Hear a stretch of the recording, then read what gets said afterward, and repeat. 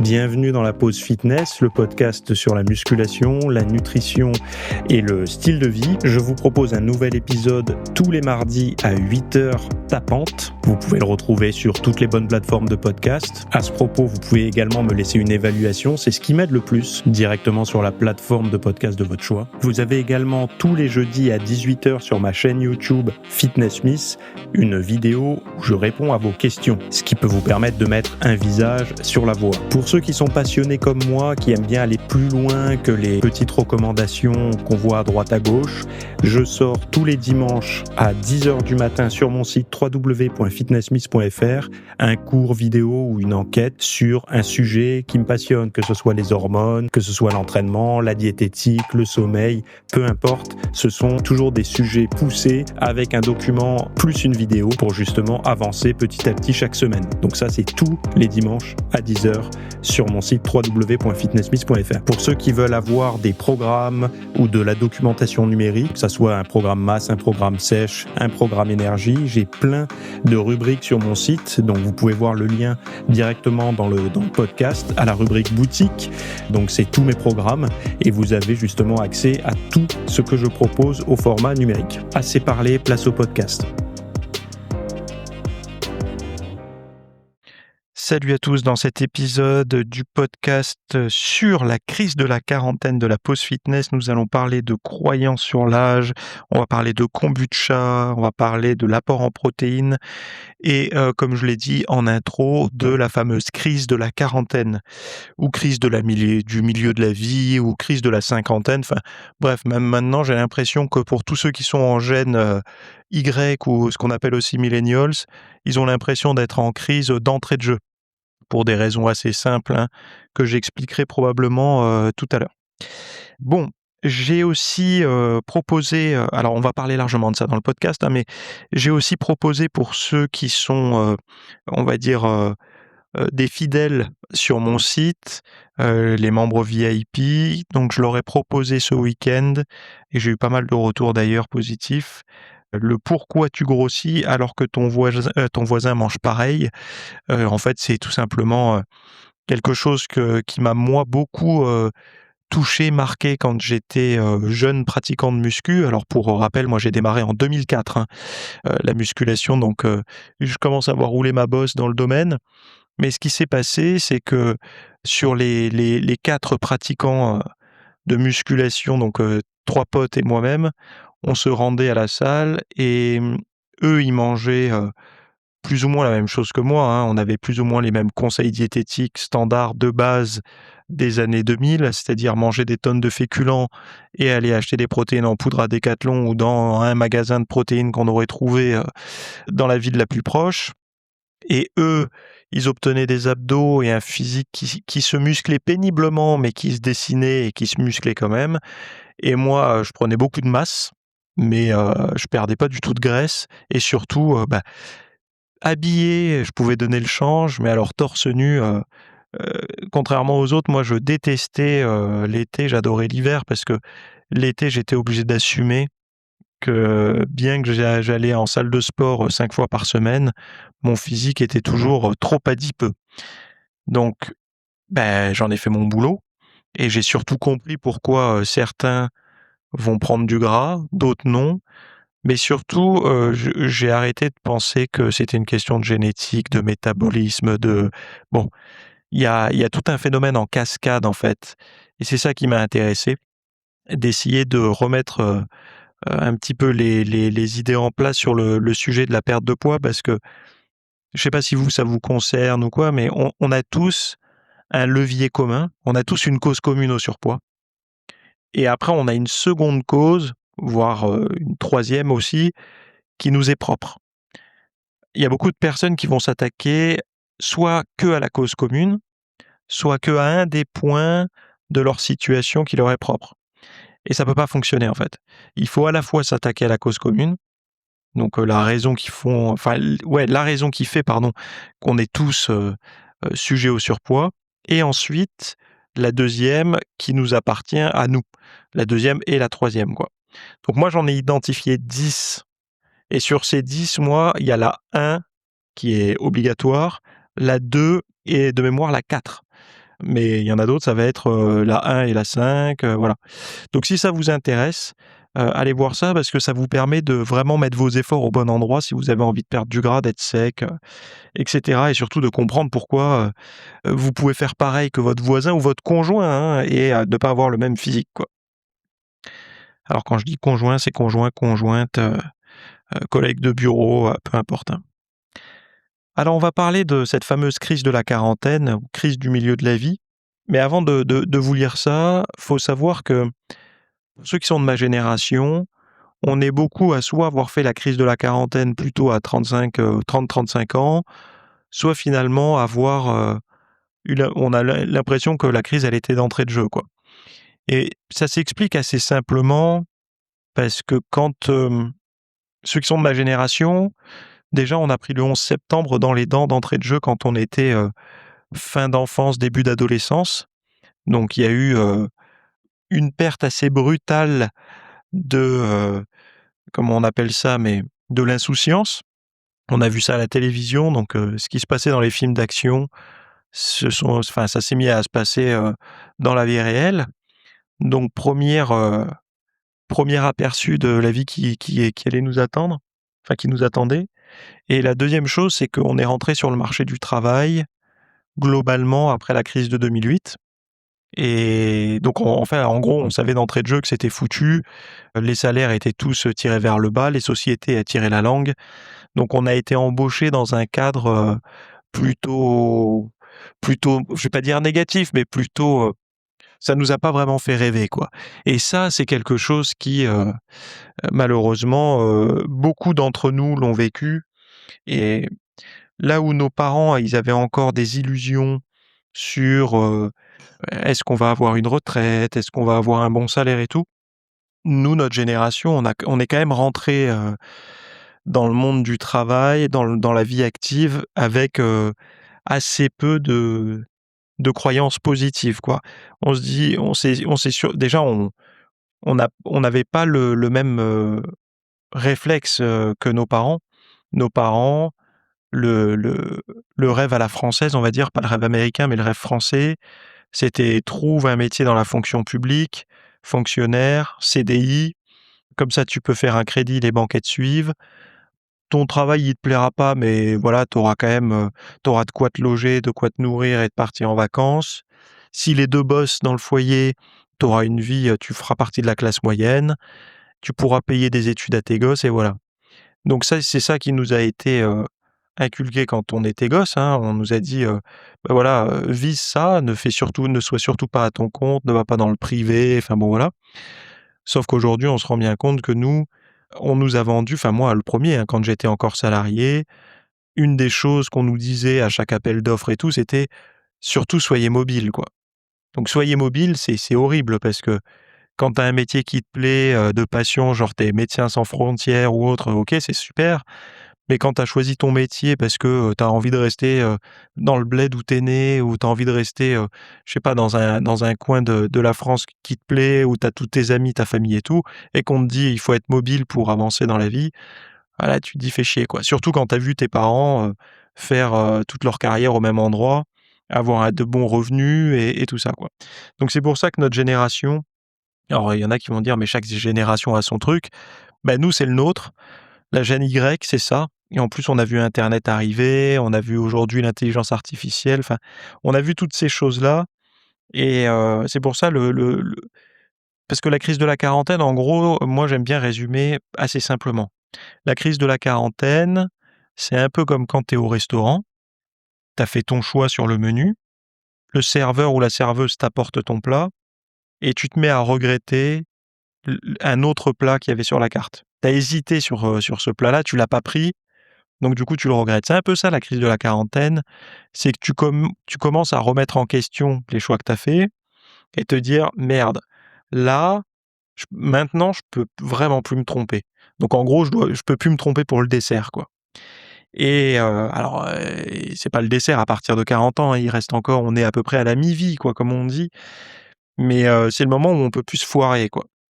Et certains vont avoir, des remises en question assez fortes, d'autres plus légères, et d'autres pas du tout, ou d'autres ça va venir plus tard, genre 50-60 ans.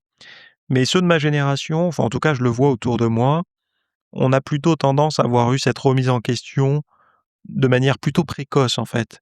Alors pas à 20 ans, hein, mais on va dire entre 35 et 40, c'est plutôt commun, voire à partir de 30 quoi.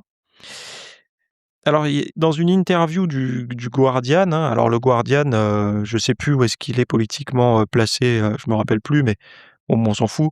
La psychologue du développement, alors elle s'appelle Margie Lackman, estime que le concept de crise de la quarantaine est exagéré. Elle rappelle que les attitudes face à l'âge influencent directement le bien-être et la santé. Selon elle, voir la cinquantaine comme un déclin devient une prophétie autoréalisatrice qui pousse à négliger sa santé. Au contraire, aborder cette période comme un moment d'opportunité incite à planifier des bilans de santé et à cultiver des relations intergénérationnelles. Donc Lachman note que à 40 ou 50 ans, beaucoup ont encore autant d'années devant eux que derrière et peuvent investir dans la prévention avec l'activité physique, l'alimentation, le sommeil. Elle invite à s'intéresser aux modèles positifs pour déconstruire le discours fataliste sur l'âge. Alors, c'est quelque chose qui est... j'avais déjà lu une étude sur le sujet. Je crois que c'était à l'époque où je suivais beaucoup le travail de Pierre-Marie Liédot quand il était très, très actif, sous forme de conférences, de vidéos et tout. Aujourd'hui un peu moins, mais je suis encore abonné à ses publications scientifiques. Dès qu'il publie un papier que peut mettre le référence, je le reçois dans ma boîte mail. De mémoire, il travaille beaucoup, sur le système olfactif. Je crois qu'il a fait des travaux sur le microbiote olfactif, tous les trucs post-Covid par rapport au système olfactif. Mais bon bref, heu, dans le passé, il parlait beaucoup d'une chose, d'une expérimentation qui avait été faite où, alors je me rappelle plus exactement, mais le ce qu'il en ressortait, c'était que quand on mettait des gens dans un environnement et qu'on leur montrait, des images, des sons, tout un tas de choses, de personnes, vieilles, ils avaient tendance à sortir avec un pas plus lent, à être un peu plus voûtés et tout. Et à l'inverse, quand on leur montrait donc les mêmes groupes de personnes, même âge et tout, des images, plutôt jeunes, dynamiques et tout ça, ils sortaient avec, une posture plus droite, plus d'énergie, un pas plus rapide. Donc on est conditionné par ce qu'on peut voir, ce qu'on peut penser et alors le développement personnel s'en est bien emparé, vous l'a mis, sous tout un tas de packaging différents, limite à utiliser le quantique pour vous expliquer tout ça. Mais, en gros, ce qu'on peut retenir, c'est que si on arrive à se convaincre qu'à partir de 40 ans, c'est foutu, on n'arrive plus à avoir les abdos, que ça va être plus difficile pour nous et tout, ben ça va l'être. Et au contraire, si on voit ça comme le moment ou jamais de s'y mettre et que de toute façon, l la façon dont on sent notre niveau d'énergie, la qualité de notre sommeil et la réussite au niveau physique ou même au niveau professionnel dépend avant tout des objectifs qu'on se fixe et de comment on se voit et cetera et ben ça fonctionne aussi. Donc l'idée derrière ça, c'est d'utiliser ce que la recherche a montré, c'est-à-dire, d'utiliser le fait que si on sait qu'on peut on peut être en meilleure santé, par exemple, à 50 qu'à 40 et c'est véridique, hein.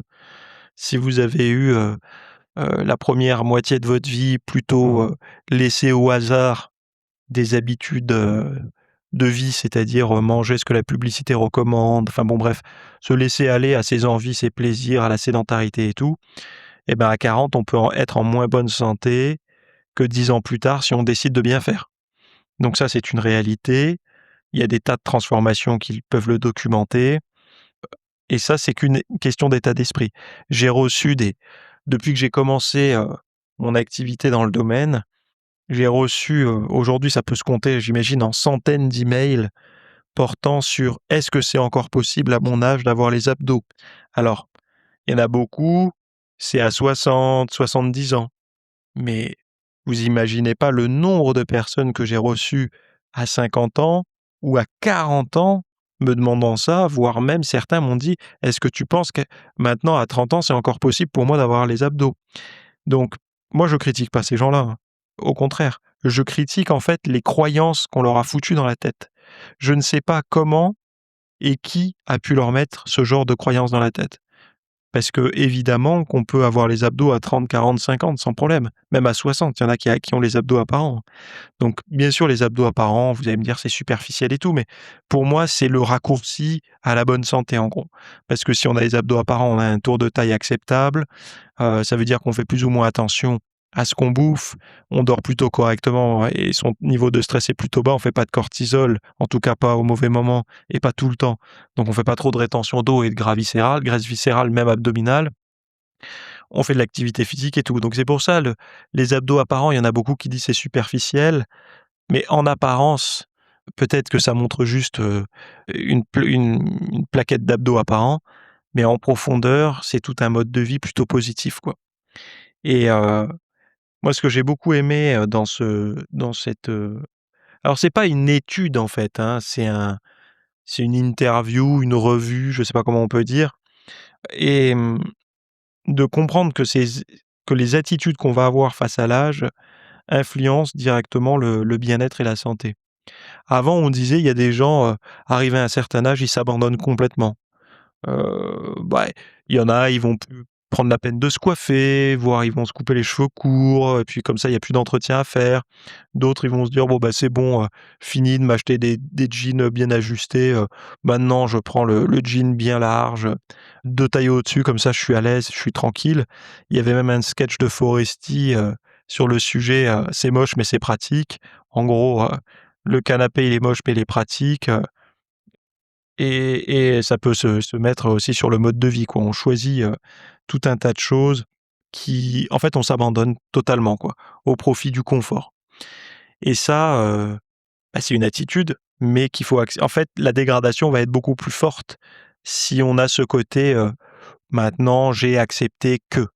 Alors évidemment, il y a des choses qu'il faut accepter, qu'on peut plus si on est un sportif depuis toujours, et ben, on court moins vite à 40 qu'on courait à 20, mais si on s'y met, on peut être beaucoup mieux après 40 qu'avant, et ça, c'est quelque chose qu'il faut véhiculer, et déjà il faut le savoir dans le sens c'est pas une croyance qu'il faut avoir, faut le savoir. C'est-à-dire que c'est une donnée, fiable et véridique, quoi. Faut réussir à se convaincre si on est difficile à être, comment dire? Convaincu sur un domaine, faut réussir à se convaincre que oui, c'est possible. Et parce que c'est une situation très confortable et un mécanisme de confort de se dire: «À mon âge, c'est plus possible». Donc avant, c'était possible, mais je l'ai pas fait, et maintenant, c'est plus possible parce que je suis trop vieux. Donc en gros, c'est pas mal, quoi, comme excuse, quoi. Donc la crise de la quarantaine peut servir à ça. C'est-à-dire peut servir aussi à: «OK, je traverse une période où maintenant, faut pas que je me rate sur le choix du dessert, mais l'avantage, c'est que je peux avoir un dessert qui va me combler bien plus que l'entrée et le plat de résistance, à condition de bien le choisir et de m'y investir, quoi». Alors j'avais sorti 2 choses sur la crise de la quarantaine. C'est 2 sujets. Il y en a un, le premier, c'était transformer votre crise de la quarantaine en motivation. Je vous ai mis le lien dans les notes du podcast, et le deuxième, c'était crise de la quarantaine, baisse de testostérone ou mauvaise routine. Et là, c'est pareil, je vous mets le lien dans les notes de l'épisode. Alors deuxième sujet, toujours pareil sur, le thème de la crise de la quarantaine, hein, mais vieillir peut rimer avec amélioration, le rôle des croyances sur l'âge. Donc là, c'est une analyse de données sur 1713 personnes âgées de 65 ans et plus, suivies pendant 12 ans, qui montre que près de la moitié ont amélioré leur vitesse de marche ou leur performance cognitive. Ceux qui entretenaient des croyances positives sur le vieillissement étaient beaucoup plus susceptibles d'évoluer favorablement. L'étude souligne que l'amélioration ne se limite pas aux individus en meilleure santé initialement, et que le lien entre perception et évolution reste corrélationnel. Pardon. Elle appelle à développer des interventions pour modifier l'image de l'âge et favoriser l'engagement dans l'activité physique et les activités intellectuelles. Donc voilà une deuxième, alors qui correspond plus ou moins à l'observation, enfin l'étude qui avait été faite dans le passé, que je vous ai présentée tout à l'heure. Là, en fait, ça montre autre chose. Ça montre que c'est l'image Et ça, c'est problématique, c'est lié à la publicité, au marketing. Faut vous dire une chose, c'est que la publicité et le marketing va représenter une classe d'âge comme celle qui est la plus populaire. Par exemple, je sais pas moi, si vous avez envie de vendre, des alors là, c'est l'été, donc vous avez envie de vendre une climatisation, qu'est-ce que vous allez faire? Alors vous dites, on va jouer sur la peur, donc qui est à risque avec, les fortes chaleurs et la canicule? Ça va être les personnes âgées, donc on va mettre des personnes de plus de 55 ans, on n'est pas forcément âgé au-dessus de 55 ans, mais pour la publicité, pour ratisser large, ils vont mettre des personnes de plus de 55 ans, donc des cheveux gris, un peu fatigués, tout ça, qui souffrent de la chaleur, qui sont diminués, et puis, vous allez mettre, un après où ces mêmes personnes auront, la forme, la pêche et tout, avec une climatisation en fonctionnement chez elles, et voilà quoi. Bon, et cette image qu'on va créer, c'est pas l'image, vous allez pas retenir qu'avec la clim c'est bien, sans la clim c'est nul. Vous allez retenir aussi l'image qu'on vous a donnée d'une personne de cet âge-là. C'est-à-dire que dans la publicité, cette personne sera habillée d'une certaine façon, aura un certain tour de taille, aura des cheveux ou non, des cheveux blancs ou non, des rides ou non. Elle aura une certaine posture, elle aura une certaine décoration dans son appartement.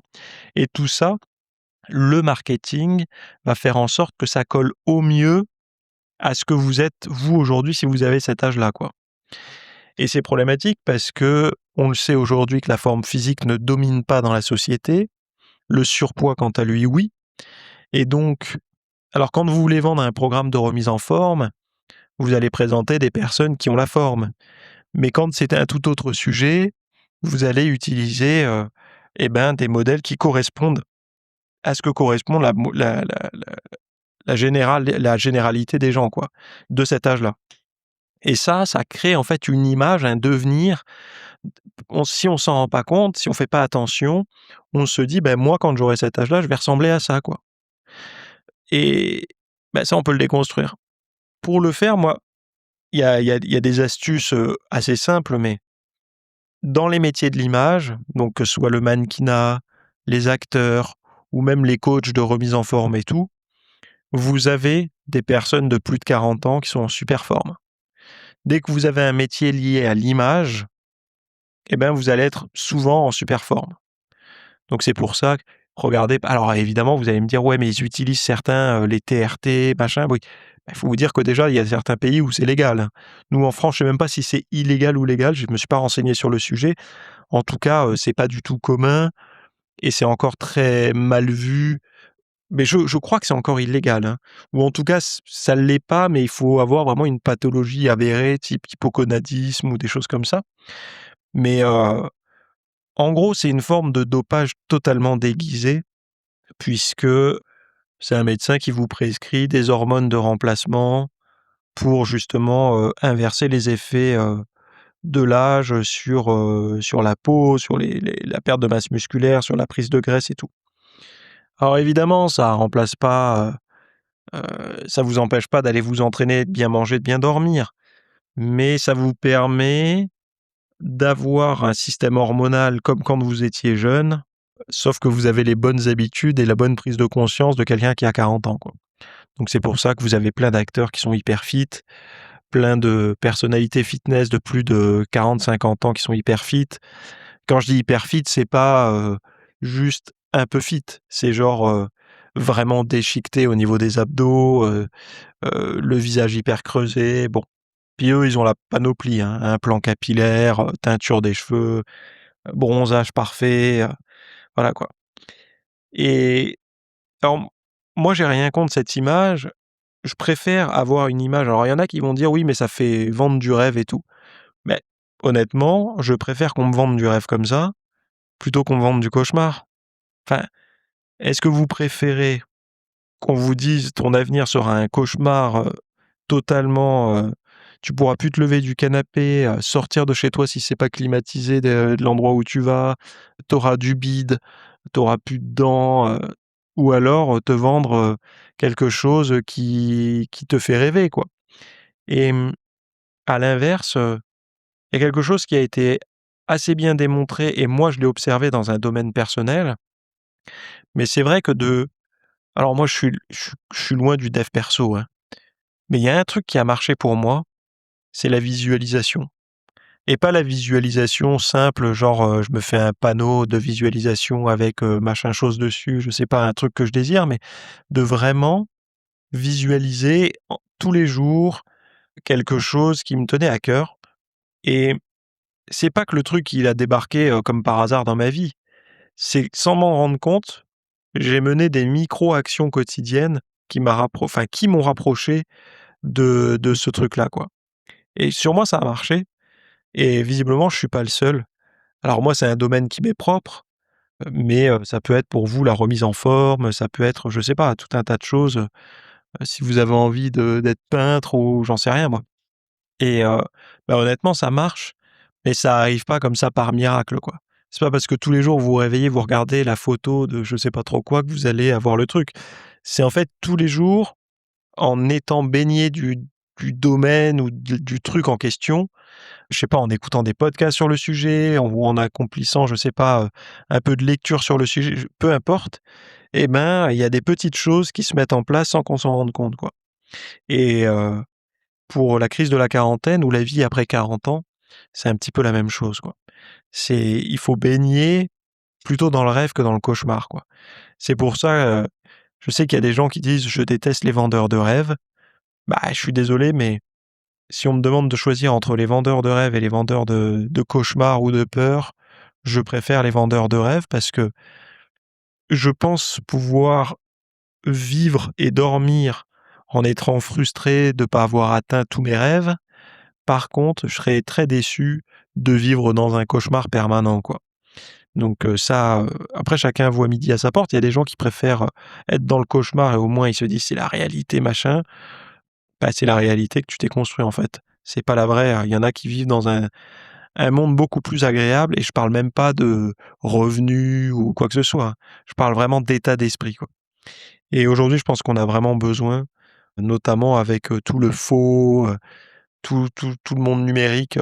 Faut oublier que le monde numérique, pour en revenir à ceux qui sont de ma génération, il y a un truc, enfin, moi j'arrive à un peu à mettre les mots dessus, mais il y a peu de gens qui ont réussi à le mettre, pourtant j'en ai lu des bouquins sur le sujet et tout, mais les gens ont assez pas mal de difficultés à nommer des choses, qu'on observe, pour ceux qui sont de ma génération. C'est qu'avant internet, le numérique en gros, tout le numérique internet alors pour rappel, hein, pour ceux qui sont de ma génération, c'était, le numérique, c'était MSN Messenger et pour, ceux qui voulaient dragouiller un petit peu, c'était Miss 34 et tout, quoi. Alors Miss 34, c'est né dans le 34, mais c'était disponible dans toute la France et internet et le numérique quand on était, ado, c'était un lieu.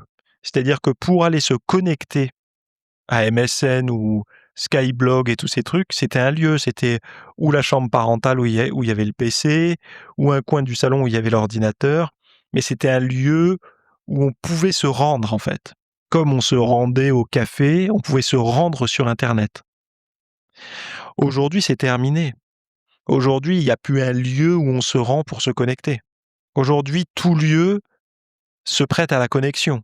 La salle d'attente chez le médecin, au bureau, dans les transports en commun, quand vous êtes au resto avec votre femme ou votre mari, partout où vous pouvez vous connecter. Donc il n'y a plus de lieu pour se connecter au numérique.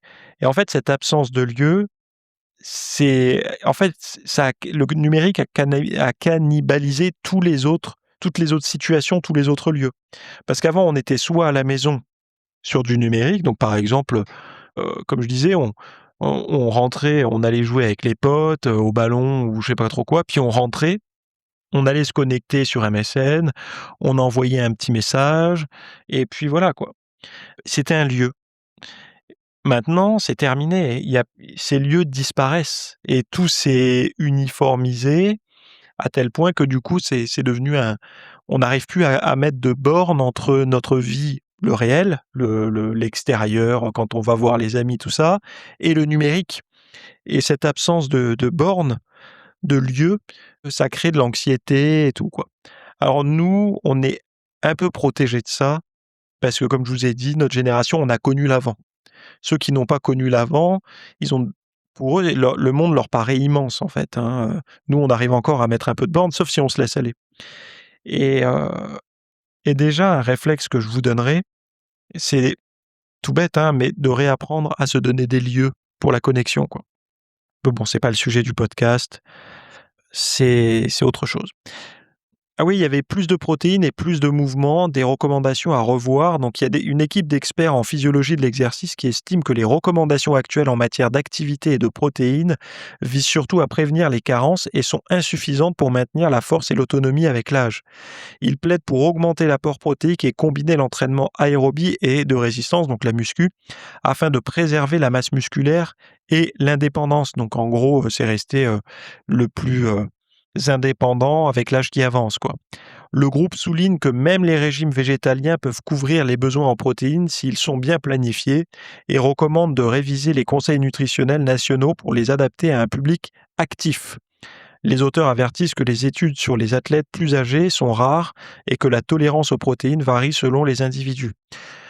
Le gros coupable de ces dernières décennies, ça a été les protéines. Donc, les protéines, on les a alors parce qu'il y a la viande, il y a un contexte écologique, il y a un contexte cause animale, et la viande, c'est vraiment devenu le vilain petit canard, quoi.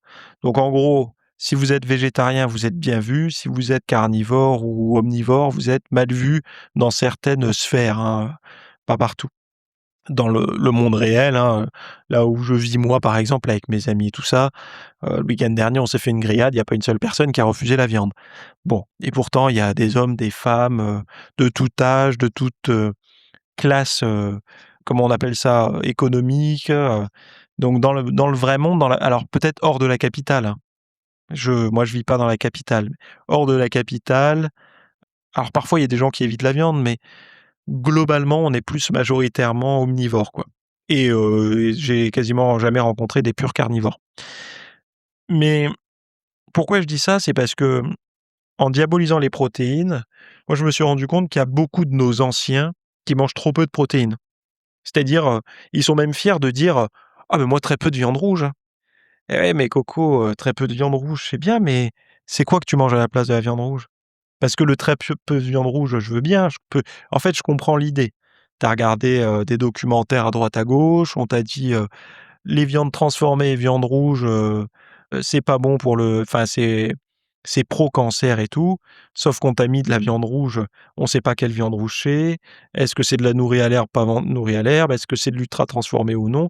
Parce que la viande rouge des lasagnes qu'on achète n'est pas forcément la même viande rouge, que celle, de bœuf, de la fleur d'Aubrac ou des choses comme ça, hein, et donc la qualité de ce que tu vas retrouver dans ton assiette, c'est pas la même chose. Donc de mettre ça sur et puis c'est pareil, viande transformée, charcuterie et bœuf, maigre nourri à l'herbe, enfin, si on met ça sur le même point de comparaison, c'est problématique.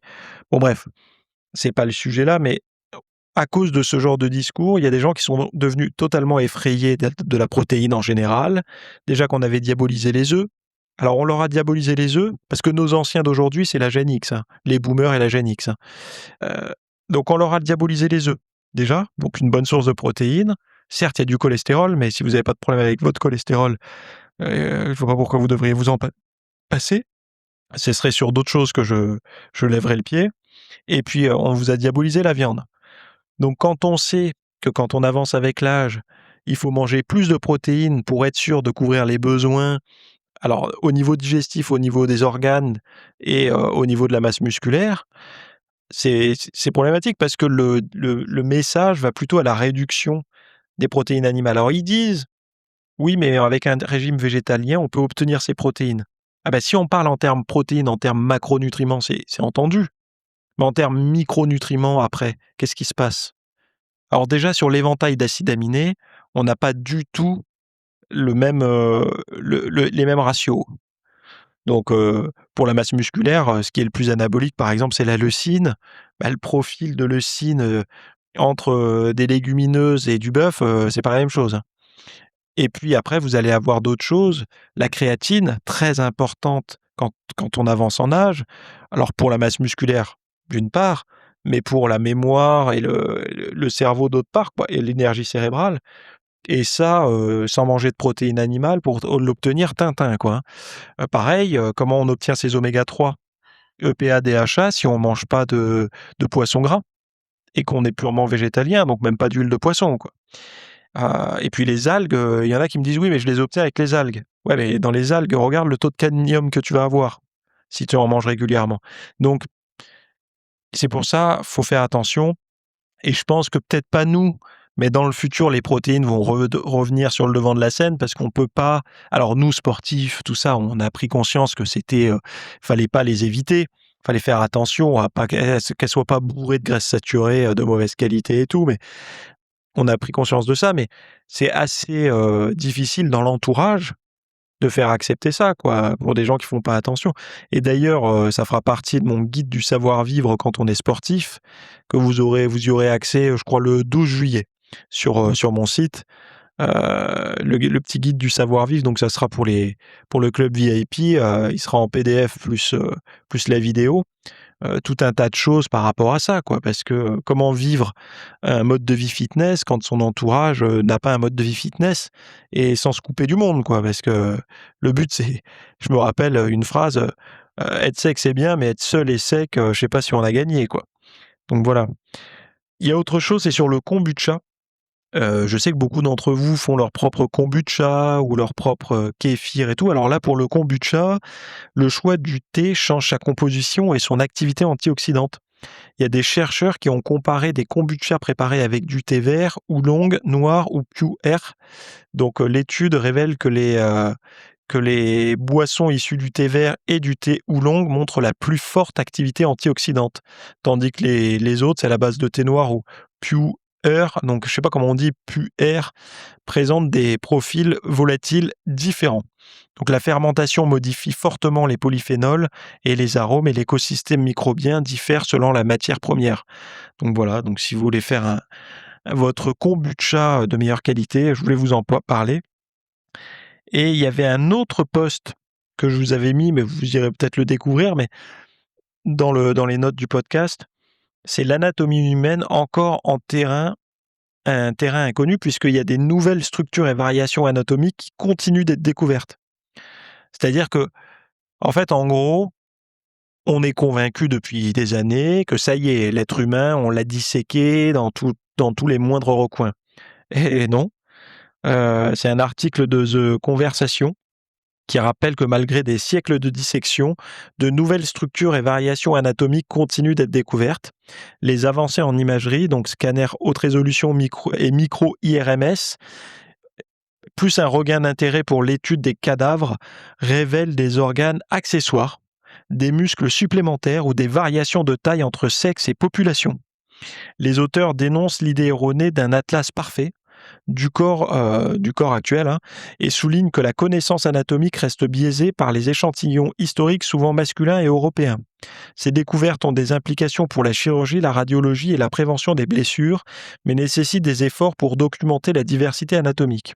Donc en gros, on pense que les atlas là qu'on a, les livres de médecine, tout ça, sont hyper pointus et tout sur les écorchés et tout. Sauf qu'en fait, on travaille peut-être sur des bases qui sont, pas forcément représentatives de tout le monde.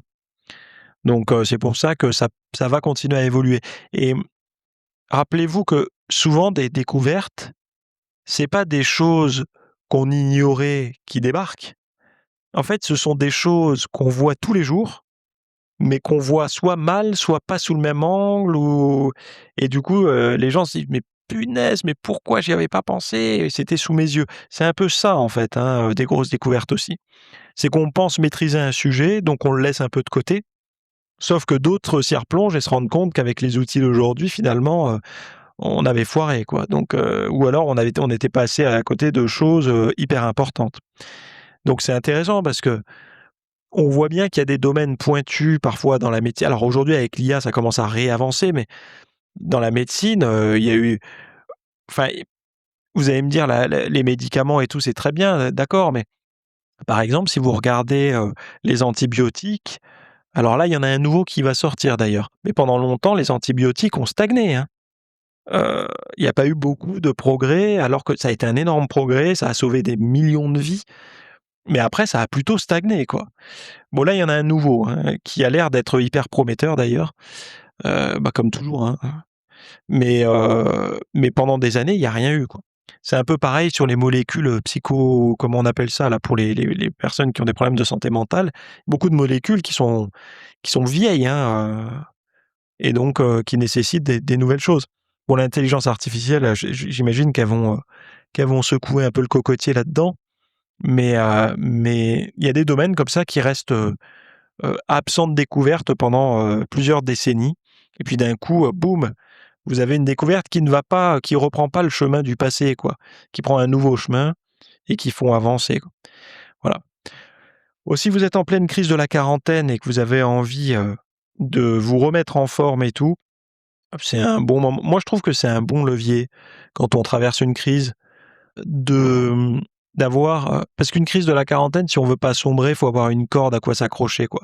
Quand on est, vous savez, il y a un dicton qui dit, quand on est le cœur du cyclone, c'est souvent l'endroit le moins mouvementé, en fait, hein. Si vous regardez un tourbillon, c'est quand vous êtes au cœur que c'est, où il y a le moins de vent, le moins de de de de perturbations. Or, vous êtes au cœur de la tourmente, hein, moi, j'aime bien dire: «Le mieux, c'est encore d'avoir une corde pour traverser les tempêtes, à quoi s'accrocher» et d'avoir un objectif, ça peut être cette corde, justement, et allez voir les liens que je vous ai mis dans les notes du podcast parce que, c'est du vécu pour moi et je pense que on le par le mode de vie, par, des nouveaux objectifs et même si vous êtes déjà sportif, il y a parfois, faut lâcher une certaine corde pour en prendre une autre. Moi, c'est comme ça que j'ai dû voir les choses et tant qu'on n'a pas la nouvelle, on a du mal à lâcher l'ancienne, sauf qu'on s'épuise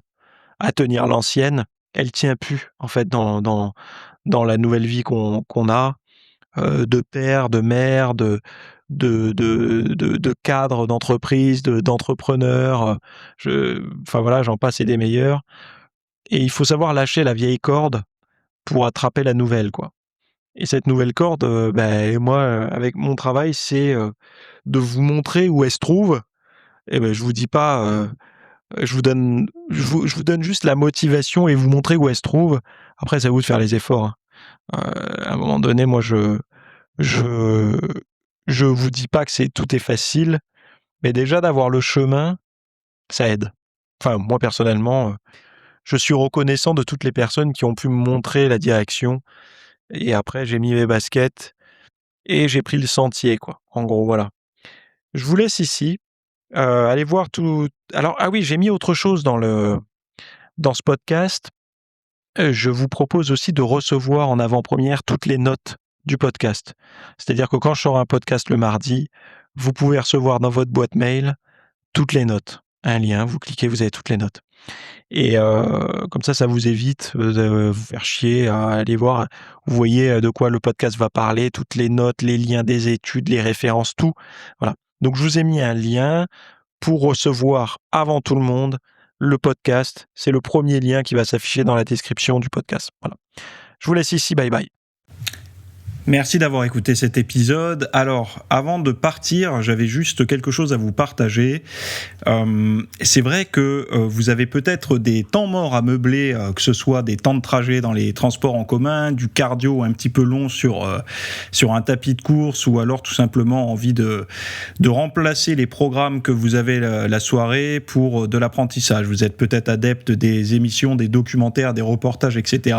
Sauf que dans le monde de la musculation, de la nutrition, du développement, d'un mode de vie sain, etc. C'est un peu maigre en contenu dans les médias grand public. Et donc, ce que je vous propose, moi, personnellement, c'est d'aller faire un tour dans la bibliothèque alors, c'est un Netflix version fitness privée qui vous coûtera moins cher qu'un lavage auto au rouleau par mois. Et là, vous avez vraiment tous les sujets. Alors, c'est plein de cours que je propose. Il y en a déjà plus de 300.